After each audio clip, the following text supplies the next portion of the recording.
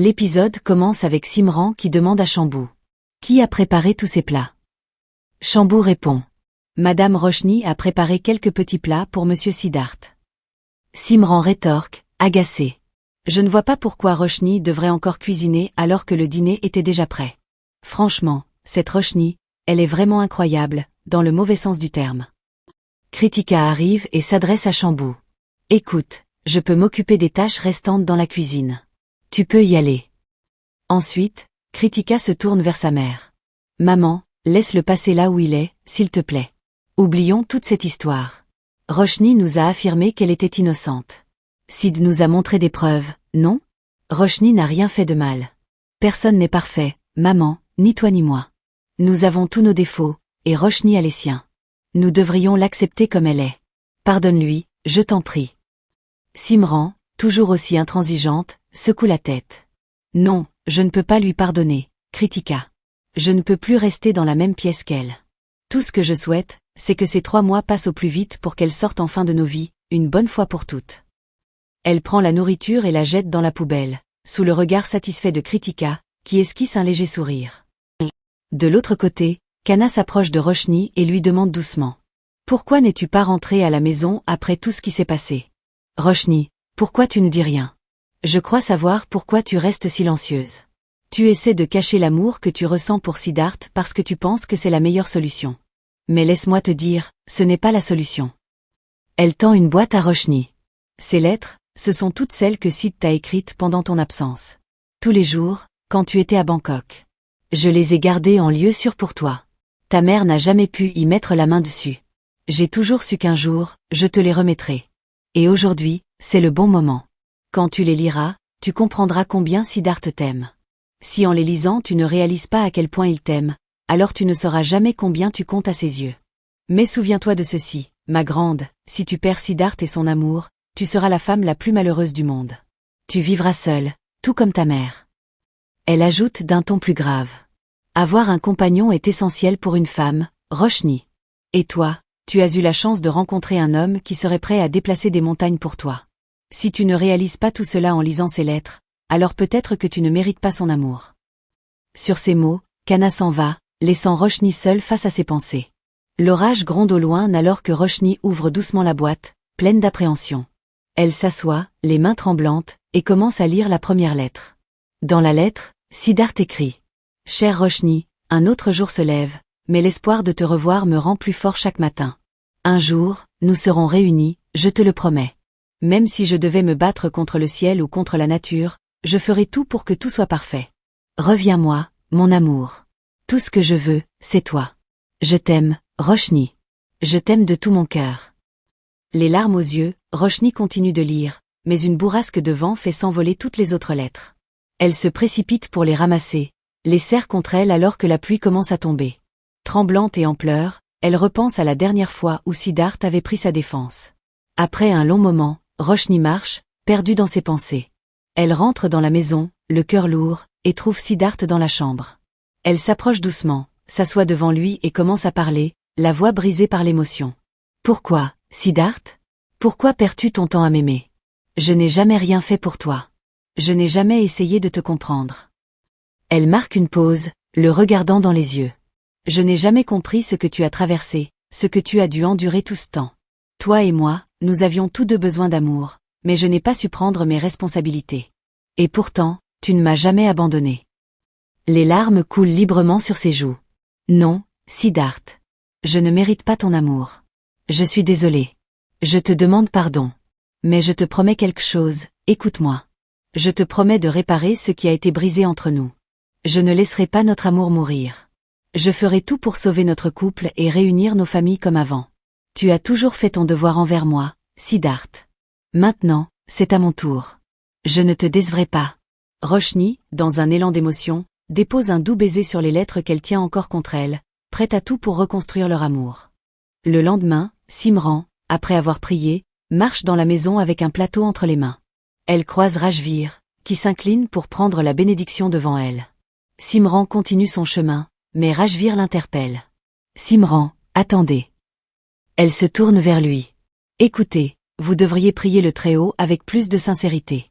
Parce que, voyez-vous, On dirait bien qu'il ne vous écoute pas vraiment. Les choses empirent dans cette maison, et Roshni est encore là, bien que ça ne devrait pas être le cas, n'est-ce pas? Qu'en pensez-vous? Simran reste silencieuse, refusant de répondre, et s'en va sans un mot. Rajvir esquisse un sourire et murmure à lui-même. Tout-puissant? Je sais que tu ne veux pas abandonner Roshni pour l'instant.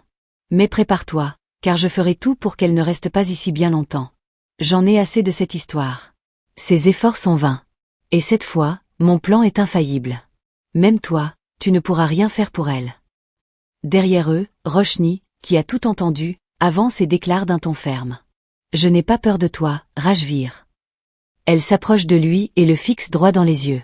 Tu n'es qu'un lâche. C'est pour ça que tu complotes contre moi. Mais sache une chose, le Très-Haut est de mon côté. Il veut que je regagne la confiance de cette famille, que je retrouve l'amour. Il veut que Siddharth fasse partie de ma vie. Oui, j'ai peut-être échoué à déjouer ton plan cette fois-ci, mais la chance finit toujours par tourner. Elle sourit et continue. Arrête de comploter contre moi, Rajvir. Parce que je ne quitterai pas cette maison. Peu importe ce que dit le tribunal, peu importe le divorce, je resterai ici. Je suis la belle-fille de cette famille, la femme de Siddharth Khurana, et je ferai tout pour te bannir d'ici. Considère cela comme un défi. On verra qui sera le premier à quitter cette maison. Mais sache que ce sera toi, et seulement toi. Je te jure, dans 2 semaines, tu ne seras plus là. Puis elle ajoute, déterminée. Prends ces mots très au sérieux. Car ce sont les paroles de Roshni Siddharth Khurana. Elle tourne les talons et s'en va. Le lendemain, alors que Siddharth se réveille, il remarque une tasse de thé posée à côté de lui. Il la prend et boit une gorgée. C'est délicieux. Le domestique commence vraiment à s'adapter à nos habitudes. Je devrais peut-être lui donner une récompense. Roshni, qui est dans la pièce, lui lance un regard. C'est triste de voir quelqu'un être récompensé pour un travail qu'il n'a pas fait. Siddharth la regarde, surpris. Qu'est-ce que tu essaies de me dire? Que c'est toi qui as fait monter ce thé. Roshni hoche la tête. Siddharth rigole, incrédule. Sérieusement? Mais je rêve, on dirait. Je pense que je devrais prendre rendez-vous chez le médecin pour toi. Roshni, amusé, demande. Pourquoi? Je ne suis pas malade, si? Siddharth réplique en plaisantant. Si, il doit y avoir quelque chose qui ne va pas. Comment pourrais-tu soudainement décider de me traiter comme un roi? Il sourit et ajoute. Tu veux que je prenne rendez-vous avec un psychiatre? Roshni sourit en retour et sort de la chambre, pendant que Siddharth murmure. Son thé est vraiment délicieux. Il se lève ensuite pour aller dans la salle de bain, tandis que Roshni, dehors, parle à elle-même. Ce thé, c'était un symbole de mon amour, Siddharth. C'est tellement ironique, tu ne trouves pas? C'est quand tu m'as poursuivi en justice que, d'une manière ou d'une autre, tu as réussi à me faire retomber amoureuse de toi. Et maintenant, tu veux t'éloigner encore plus. Mais malgré tout, je t'aime encore plus fort. Je ne te laisserai plus jamais t'éloigner de moi. Je ferai tout pour que tu sois heureux. Elle retourne ensuite dans la chambre et commence à ranger, quand Simran entre avec le plateau de nourriture destiné à Siddharth. Elle remarque que quelqu'un a déjà apporté un autre plateau. Intriguée, Simran appelle Shambhu, qui arrive rapidement. Shambhu, est-ce toi qui as apporté le thé à Siddharth? Shambhu secoue la tête. Non, ce n'était pas moi, madame. Roshni intervient calmement. C'est moi qui l'ai monté. J'ai préparé ce thé pour Siddharth. Simran, d'un ton froid, renvoie Shambhu et se tourne vers Roshni. Pourquoi fais-tu ça, Roshni? Tu sais très bien que dans 2 mois, tu ne feras plus partie de cette famille. Pourquoi t'amuses-tu à jouer avec les sentiments de mon fils? Il va s'habituer à tes attentions, et c'est lui qui en souffrira quand tu seras parti. Je t'en prie, arrête ce jeu. À ce moment-là, Siddharth sort de la douche et demande. Qu'y a-t-il? Pourquoi tu restes planté comme ça? Roshni, blessée mais silencieuse, répond. Pour rien. Puis elle s'en va. De l'autre côté, Samira range sa valise, tandis que Kana et Didi entrent dans la pièce. Kana, intriguée, demande. Pourquoi tu fais tes valises? Tu comptes aller quelque part? Samira, visiblement impatiente, répond. La date de mon départ n'a pas encore été confirmée. Didi, perplexe, intervient. Alors pourquoi te prépares-tu déjà? Samira soupire. C'est vrai, la date n'a pas encore été décidée. Mais je préfère être prête. Elle referme sa valise et sort de la chambre. Kana s'approche de Didi, inquiète. Qu'y a-t-il? Pourquoi as-tu l'air si tendu? Tu le sais, dès qu'ils grandissent, les enfants font ce qu'ils veulent. Didi la regarde sans dire un mot, alors Kana poursuit. Quoi? Tu fais comme si je t'apprenais quelque chose de nouveau. Cela fait un moment que Samira travaille dans cette entreprise, et malgré tes doutes, elle n'a jamais eu de problème. Alors pourquoi cette mine inquiète aujourd'hui? Didi, restée seule après le départ de Kana, murmure pour elle-même. Peu importe ce que les autres disent, je ne suis vraiment pas d'accord avec la façon de travailler de cette entreprise. Si seulement je pouvais en discuter avec quelqu'un. Chez Kurana, Suki est assise, concentrée sur une aiguille qu'elle essaie de filer. Après plusieurs tentatives infructueuses, elle soupire. Roshni arrive, observant la scène, et dit doucement. Attendez, laissez-moi faire ça pour vous. Suki, avec un sourire malicieux, tend l'aiguille à Roshni. Merci, ma fille, mais, qu'est-ce qui ne va pas? Pourquoi fais-tu cette tête triste? Allez, parle-moi. Les mots de Simran t'ont blessé, n'est-ce pas? Roshni, les yeux baissés, hésite à répondre. Suki se lève et pose une main chaleureuse sur son épaule. Très bien, reste ici. Je vais aller lui dire 2 mots. Roshni secoue la tête et répond. Non, grand-mère, ce n'est pas nécessaire. Suki, avec un sourire rassurant, répond. Ne t'inquiète pas, je ne vais rien dire de mal. Je voulais juste voir ta réaction. Savoir si tu pouvais gérer la situation par toi-même ou si tu allais me demander de l'aide. Mais je suis fière de toi, Roshni. Je suis heureuse que tu essaies de faire quelque chose pour arranger les choses à ta manière. Elle la regarde avec tendresse, puis l'attire légèrement vers elle. Ma fille, si tu veux vraiment regagner le cœur de Sid, tu dois d'abord impressionner sa maman.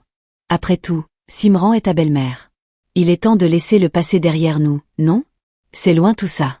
Mais si tu veux vraiment faire quelque chose qui la touchera, tu devras faire un geste inattendu. Roshni acquiesce, attentive. Écoute-moi bien, j'ai été une belle fille, tout comme toi. Puis, je suis devenue belle-mère. Et maintenant, je suis ta grande belle-mère, donc crois-moi quand je te dis que j'en ai vu des choses. Ce n'est pas toujours aux belles filles de faire le premier pas, mais dans ce cas, il le faudra. Simran n'est pas juste ta belle-mère, elle est aussi ton aînée, ton guide. Et ça, ma fille, ça mérite le respect. Roshni, après un moment de silence, prend une grande inspiration et dit. Oui, grand-mère.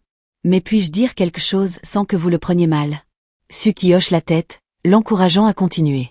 Une belle-mère ne peut pas toujours avoir raison, n'est-ce pas? Ma belle-mère m'aimait autrefois comme sa propre fille. Je n'ai jamais ressenti que j'étais une belle fille, mais plutôt sa fille. Elle a même fait les rituels que mes parents auraient dû faire lors de mon mariage. Mais tout a changé, et c'est de ma faute. J'ai perdu son amour, son respect. Les larmes montent aux yeux de Roshni. Grand-mère, je ne veux pas refaire les mêmes erreurs. Je veux regagner son cœur, comme avant. Je veux redevenir la belle-fille modèle. Suki lui caresse doucement la joue et dit avec un sourire réconfortant. La moitié du problème est résolue dès qu'on reconnaît ses erreurs. J'ai confiance en toi, Roshni. Une fois que tu auras regagné le cœur de ta belle-mère, Sid suivra. Et personne ne pourra vous séparer. Simran n'est pas une mauvaise personne, elle a juste besoin de voir que tu es sincère. Suis mes conseils, et tout ira bien. Suki retourne à son aiguille, confiante. De l'autre côté, dans le bureau de Siddharth, un homme entre précipitamment. J'ai trouvé le dossier concernant Monsieur Barouja, dit-il, tendant le document à Siddharth. Siddharth se lève rapidement, prend le dossier, et le feuillette. J'attendais ce dossier, dit-il, concentré. L'homme le regarde, inquiet. Vous comptez vraiment faire affaire avec cet homme? Siddharth, sans lever les yeux. Pourquoi? Ce n'est pas une bonne idée? L'homme s'approche et murmure. Regardez ses antécédents. Son bilan est loin d'être impressionnant, et il traîne une réputation douteuse. Il est riche, certes, mais ses méthodes sont discutables. Sans compter qu'il a déjà été marié 4 fois. Siddharth se fige, mais reste calme. Merci pour l'info. Je m'en souviendrai. Après un moment de silence, l'homme sort du bureau. Seul, Siddharth réfléchit à voix haute. Il faut que j'empêche Samira de tomber dans le piège de Barouja. Ça va être compliqué, mais je ne laisserai pas Sam souffrir à cause de lui. Un peu plus tard, il entre dans le bureau de Samira. Ah Sam, je veux que tu démissionnes immédiatement et que tu viennes avec moi. Samira, surprise, le regarde avec des yeux ronds. Excuse-moi? Tu as perdu la tête? Comment peux-tu débarquer ici et me demander de démissionner? Sais-tu combien j'ai travaillé dur pour avoir ce poste? Siddharth, gardant son calme. Je ne suis pas venu pour faire une scène. Mais ton patron n'est pas celui que tu crois. J'ai fait des recherches sur lui, et tu dois savoir qu'il traîne plusieurs affaires en cours. Harcèlement, violence, extorsion. Samira ouvre le dossier qu'il lui tend, mais Barouja entre à ce moment-là et fait semblant de ne rien voir. Désolé de vous interrompre, dit-il à Sam, mais j'ai besoin de vous pour une petite tâche.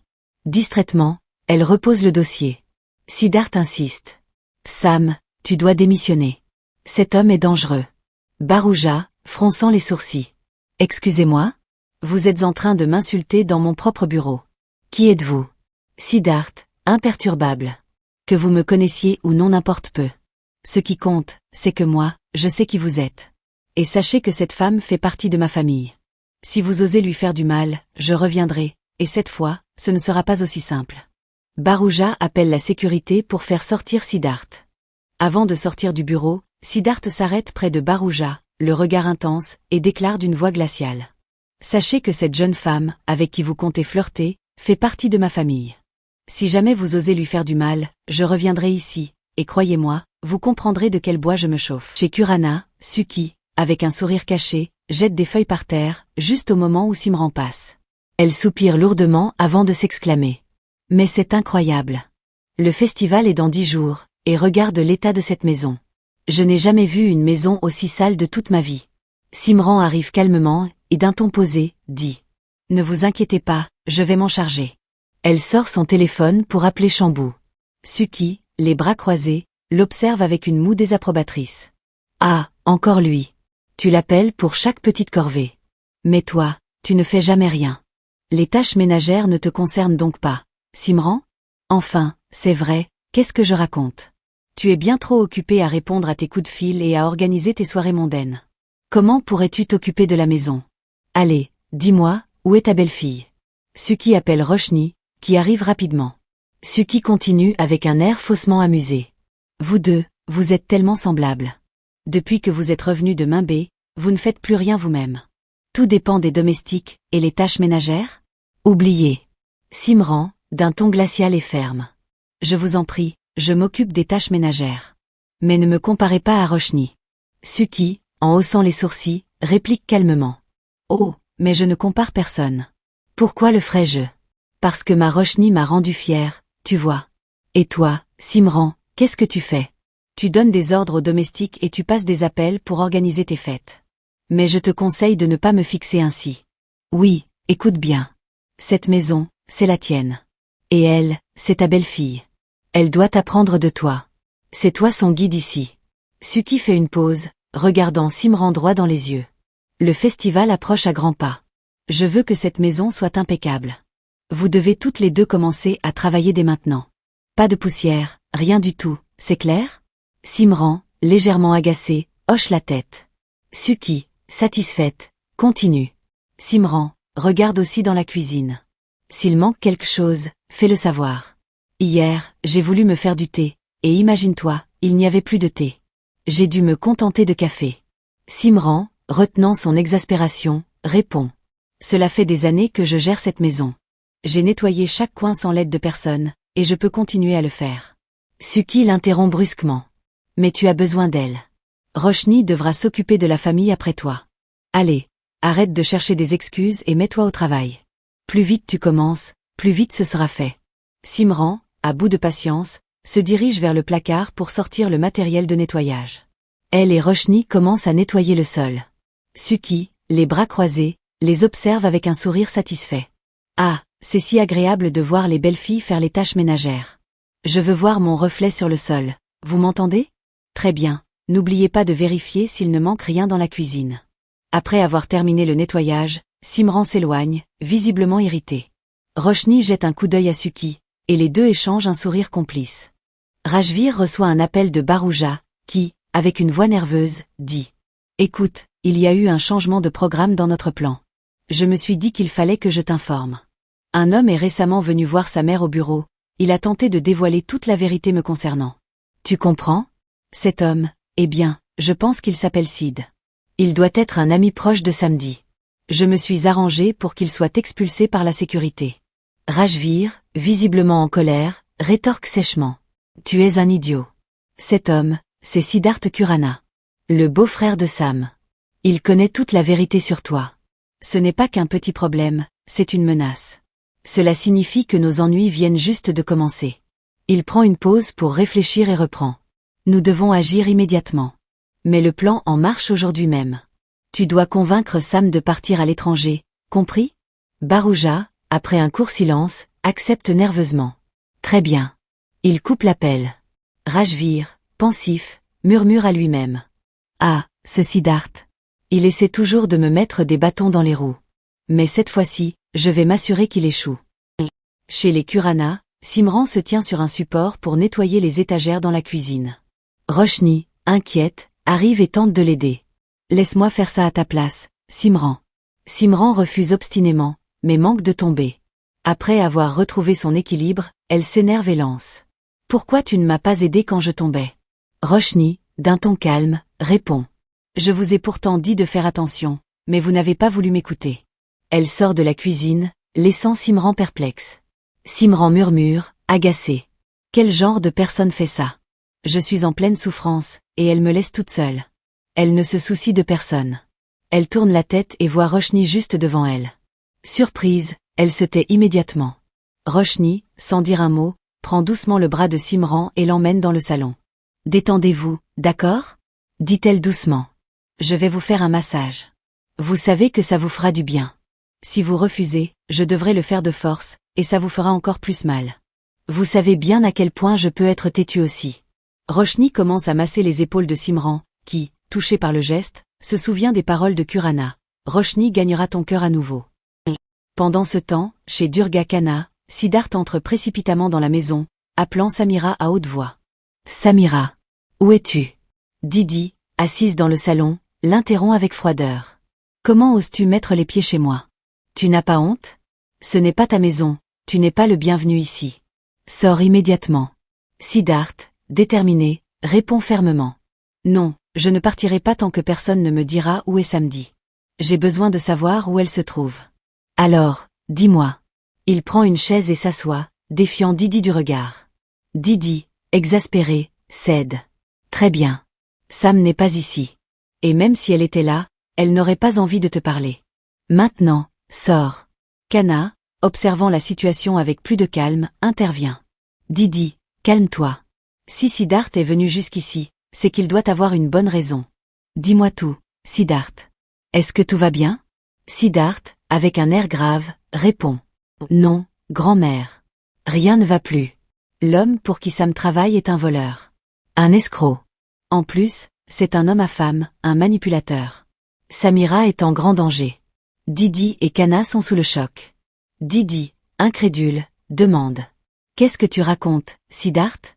Siddharth sort un dossier et le tend à Didi. Lisez-le vous-même. Cet homme est impliqué dans de nombreuses affaires frauduleuses. Il utilise les femmes pour son propre profit. J'ai même essayé de prévenir Sam au bureau, mais elle refuse de m'écouter. Didi, bouleversé, prend son téléphone et appelle Samira. Oh, où es-tu, Samira? Samira, d'une voix calme, répond. Je suis en route pour l'aéroport. Didi, surprise, rétorque. Pourquoi vas-tu à l'aéroport? Tu n'as même pas encore reçu ton visa. Samira, pressée, réplique. Si, tante, je l'ai reçu. Je pars aujourd'hui. J'ai déjà pris mes valises et vu maman. Je suis désolée de ne pas t'avoir vu avant de partir. Puis, d'un ton plus sec, elle ajoute. Ne me dis pas que tu m'appelles parce que Siddharth t'a monté la tête. Je t'en prie, n'écoute pas ces histoires. C'est un grand moment pour moi, et je veux que tu sois contente pour moi. Je t'appellerai dès que je serai arrivée. Didi, inquiète, tente de la retenir. Attends-moi à l'aéroport, Sam. Mais Samira coupe la conversation. Ne te comporte pas comme un enfant, je t'appellerai quand j'atterrirai. À plus tard. Dans la voiture, Barouja sent une certaine nervosité. Il pense. Quelque chose ne va pas. Il est peut-être temps de changer de stratégie. Si je l'emmène à l'aéroport, je risque de croiser sa famille, et ça, c'est bien la dernière chose que je veux. Feignant d'avoir oublié quelque chose, il déclare. Oh non, je pense que j'ai oublié les papiers sur la table à manger. Nous devons retourner les chercher, sinon ce voyage sera inutile. Samira, un peu frustrée mais pressée par le temps, acquiesce. D'accord, faisons vite, ou nous risquons de rater notre vol. Barouja, avec un sourire intérieur, murmure dans son esprit. Il est temps de prendre le contrôle de la situation. Avant que sa famille ne m'intercepte, Je dois faire en sorte que cette situation m'appartienne. Il la regarde, souriant malicieusement, alors qu'ils font demi-tour. À l'aéroport, Didi, inquiète, attend impatiemment des nouvelles de Samira. Elle essaie de la joindre, mais Samira ne répond pas. Chez Barouja, Samira regarda son téléphone lorsqu'il vibra. C'est un appel de ma tante, dit-elle à Barouja. Elle doit se demander si nous avons déjà embarqué. Je devrais lui répondre pour la rassurer. Alors qu'elle était sur le point de décrocher, Barouja, avec un regard glacial, sortit une serviette de son sac et la plaça rapidement sur le visage de Samira. Non, ma chérie, dit-il doucement, mais avec une sinistre détermination. Nous ne partirons nulle part. Finalement, nous resterons ici, tous les deux, seuls. Samira tenta de se débattre, mais l'effet de la serviette commença à l'assommer. Sa vue se brouilla, et elle perdit conscience, tombant lentement contre le siège. Pendant ce temps, à l'aéroport, Didi, désemparée, continua à appeler Samira, mais sans succès. L'inquiétude la rongeait. Pourquoi ne répond-elle pas? Murmura-t-elle, en essayant encore une fois.